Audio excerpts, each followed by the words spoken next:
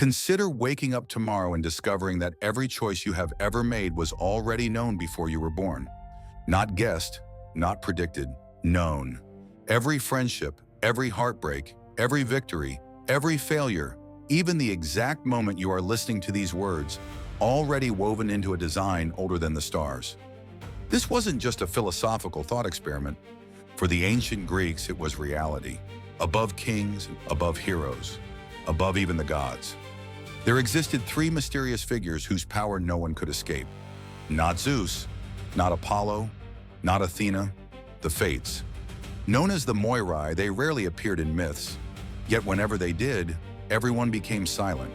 Their presence meant that something irreversible was about to happen. Unlike monsters that could be defeated or gods that could be persuaded, the Fates could not be bargained with. They didn't punish, they didn't reward. They simply performed their task.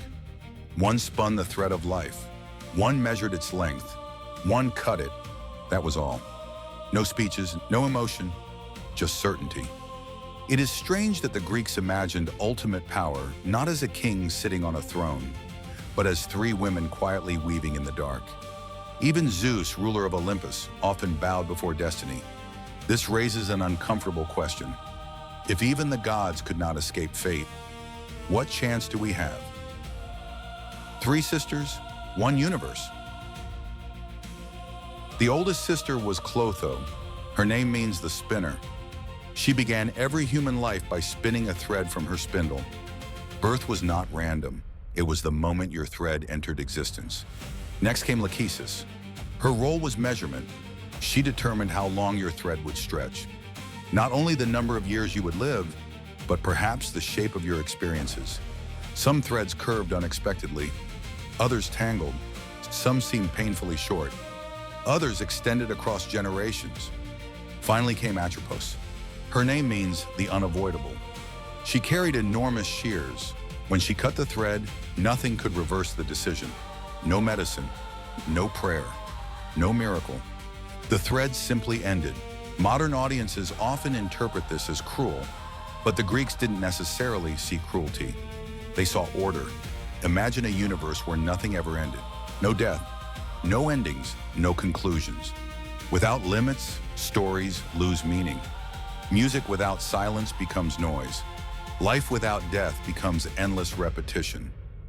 The Fates represented boundaries, not because boundaries are pleasant, because without them, existence itself dissolves. Perhaps that is why they rarely appeared angry. They were less like judges and more like gravity. Gravity doesn't hate you, it simply exists. Even Zeus could not win. Many myths describe Zeus as all-powerful. Lightning obeyed him. The heavens answered his commands. Entire civilizations prayed to him. Yet even Zeus hesitated before destiny. In some ancient traditions, Zeus knew the future because the Fates had already woven it. In others, he himself was subject to their decisions. Either way, something stood above divine authority. Imagine the psychological effect this had on Greek society. If your king claims absolute power, you may fear him. But if even your king answers to something greater, then power itself becomes temporary.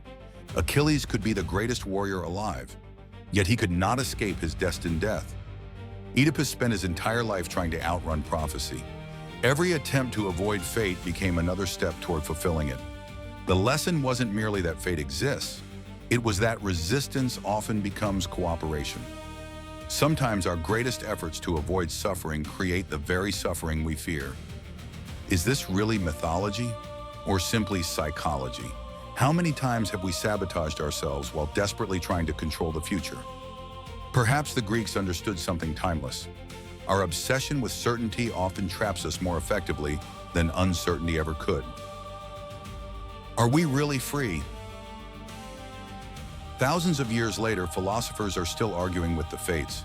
Some believe every event has a cause. Every cause has another cause. Stretch the chain backward far enough, and everything becomes inevitable. Others insist that free will exists, that we genuinely choose. But here's where the Fates become deeply unsettling.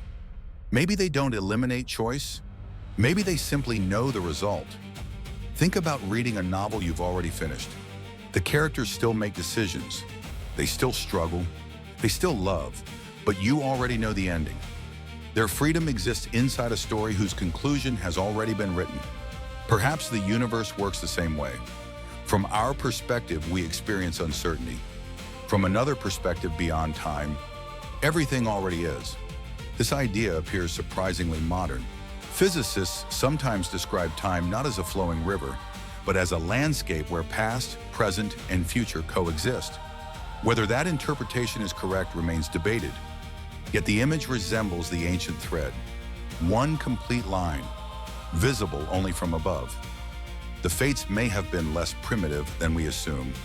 Perhaps they were simply expressing profound questions with symbols instead of equations. The hidden comfort of fate. Most people hear the word fate and immediately think of imprisonment.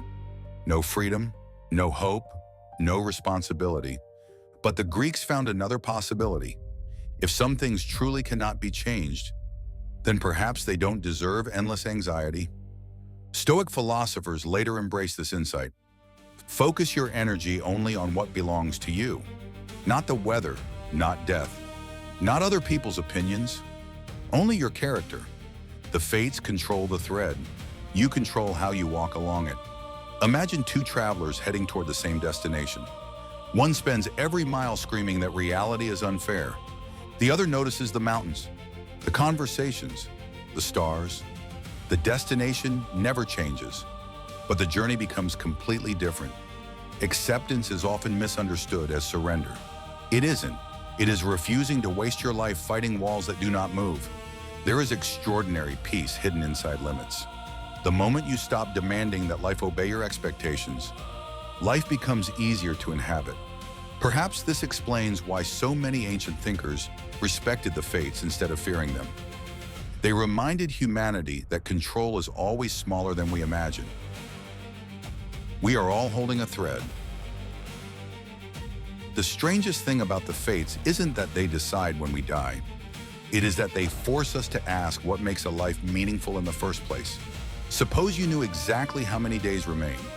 Would you spend them differently? Would your ambitions change? Would your grudges suddenly seem ridiculous? The thread is invisible, yet we all behave as though it stretches forever.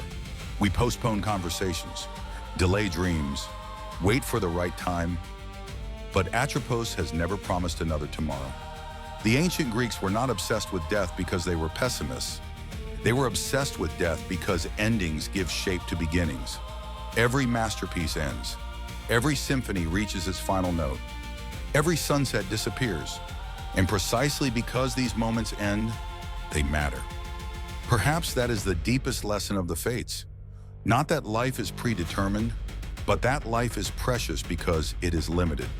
Whether destiny exists or not, every thread eventually reaches its end. The only question is what pattern we create before the scissors arrive. And maybe that is the final irony.